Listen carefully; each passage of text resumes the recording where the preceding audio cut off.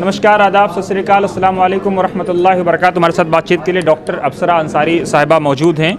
आप एनसीईआरटी के साथ काम करती हैं। आज हम इनसे जानने का प्रयास करेंगे कि जो मुस्लिम बच्चियों पे ये आरोप लगता है, मुस्लिम वालिदैन पे आरोप लगता है कि वो अपने बच्चियों को नहीं पढ़ाते हैं, जबकि इन्होंने एजुकेशन से पीएचडी किया है। अप्सरा, आपका वतन समाचार में स्वागत है। शुक्रिया आपका। ये जो आरोप लगता है मुस्लिम वालिदैन पे, पेरेंट्स पे, कि वो अपनी बच्चियों को नहीं पढ़ाते हैं, लेकिन आप यहाँ 3-4 बच्चियाँ बैठी हुई हैं माशाल्लाह, सब के सब टॉप लेवल की क्वालिफाइड बच्चियाँ हैं।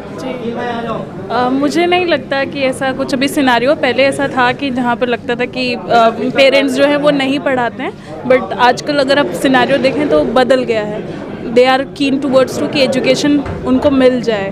तो जहाँ पे मैं पढ़ाती हूँ वहाँ पे अप्रॉक्सीमेट मैं अभी इस टाइम बीएड स्टूडेंट्स को पढ़ाती हूँ, वहाँ पे भी मुस्लिम स्टूडेंट्स हैं। ऐसा नहीं है कि बिल्कुल नहीं है, लेकिन हाँ, हायर एजुकेशन पे हम देख सकते हैं कि कुछ कमी है, कि जहाँ पे पेरेंट्स लाइक अगर ग्रेजुएशन हो गई तो उनको लगता है कि बहुत हो गया, उससे आगे स्कोप नहीं है। माइट भी वहाँ पे जॉब्स पर्सपेक्टिव की वजह से वो लोग छोड़ देते हैं अपनी, या फिर उनको स्कॉलरशिप या फाइनेंशियल प्रॉब्लम्स आती हों, तो इस वजह से हो सकता है कि हम वहाँ पे कम देख रहे हैं। लेकिन डेटा के केस में अगर हम देखते हैं तो दे आर द पर्सन जो अपनी एजुकेशन को कंप्लीट कर रहे हैं। जितने भी कलीग्स वगैरह हैं, they have the higher educations. Like आप तो बता रही हैं कि आप बीएड वालों को पढ़ाती हैं, यानी जो जिनको पढ़ाना है उनको आप पढ़ा रही हैं, जो कल को पढ़ाने जाएंगे। तो सवाल यही पैदा होता है कि अगर जॉब की वैकेंसीज नहीं है तो आप जैसे लोग इतने टॉप लेवल पे कैसे पहुंच जा रहे हैं, या अगर डिस्क्रिमिनेशन हो रहा है, जो डिस्क्रिमिनेशन की बातें भी आती हैं मुसलमानों की तरफ से। सर, आप इस सिनारियो को देखिए कि सपोज़ कीजिए एक इंस्टीट्यूशन में 300 सीट होती हैं, हर साल 150-300 स्टूडेंट्स आपके इंस्टीट्यूट से निकल रहे होते हैं, लेकिन जो आपका जॉब का सिनारियो है, टीचर एजुकेशन में ही हम बात करें तो जॉब्स जो है वो कितनी होंगी। एक स्कूल में एक टीचर एक पर्टिकुलर सब्जेक्ट की होती है, लेकिन हम उसी कंटेक्स्ट में हम 15 एक सीट के लिए 15 बच्चों को रेडी कर रहे होते हैं। तो उसके केस में हम ये देते हैं टॉप नॉच जो होती है हम वो रिसीव करते हैं for the recruitment cells. But ऐसा नहीं है कि सभी लोग, अगर आप तो ये मानते हैं ना, अगर क्वालिटी है तो फिर, हाँ, क्वालिटी है तो ऑब्वियस है कि आप वहाँ पे रिक्रूटेड होंगे।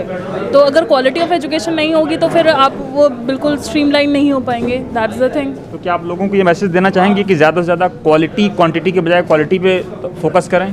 यस, ऑब्वियस है कि अब क्वालिटी पे भी क्वालिटी कंसर्न की वजह से गवर्नमेंट भी अपना काम कर रही है। केजरीवाल सर ने बहुत सारे इनिशिएटिव अभी लिए हैं जिसमें हम क्वालिटी पे बात करते हैं। आपकी इवन बुक्स रिफॉर्म हो गई हैं। बुक्स पे अगर हम देखें कि एनसीईआरटी एससीईआरटी अपनी लेवल पे काम कर रहा है, एनपीई भी अपनी उस पर जो सजेशन है उसके अकॉर्डिंग अगर बात करें तो सारी चीज़ें क्वालिटी ऑफ एजुकेशन के ऊपर बात हो रही है, इन टर्म्स ऑफ कि हम कितनी क्वालिटी प्रोवाइड कर रहे हैं एजुकेशन में, कि एजुकेशन किस तरीके से होगी, टीचर किस तरीके से होगा, उसका रोल क्या है, पर्सपेक्टिव क्या है, जितने भी स्टेक होल्डर हैं एजुकेशन में उनके पर्सपेक्टिव क्या रहेंगे और कैसे फुलफिलमेंट होगी स्टूडेंट्स के केस में।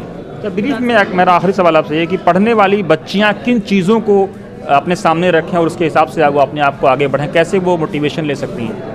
मुझे लगता है सबसे पहले कि मेरा एम क्या है, आपको अपना एम रियलाइज़ करना चाहिए और उसको फिर अपने छोटे छोटे ऑब्जेक्टिव्स में डिवाइड कर लेना चाहिए और उसकी तरफ फॉरवर्डली मूव करना चाहिए। यानी डिफरेंट डायरेक्शन में आप जाओ, आपको एक एम जो है आपका, आप उसी पे फोकस करते हुए आगे बढ़िए डिफरेंट डायरेक्शन। काफ़ी लोग एम्स तय करने में बहुत डिस्टर्ब होते हैं, बहुत प्रॉब्लम में रहते हैं कि ये भी कर लें, ये भी कर लें, ये भी कर लें, एंड ऑफ द डे कुछ नहीं कर पाते हैं। सर, मुझे जहाँ तक लगता है अगर हम साइकोलॉजी की भी बात करें तो हमारा एम हमें बचपन में ही सेट हो जाता है। इट्स लाइक कि I want to become a doctor or a teacher or any astronaut or engineer, आपको पहले से ही हो जाता है। बट वो बीच में जो हमारा लाइफ स्पैन है ना, अडल्टहुड तक जाते जाते वो डाइवर्ट हो जाता है due to some condition and scenario. But हम पहले से ही प्रिपेयर रहते हैं, तो हम ये नहीं कह सकते कि हमें एम जानने में मुश्किल होगी, बट ये कि सर्कमस्टांसेस हमें डाइवर्ट कर देते हैं। शुक्रिया बहुत बहुत।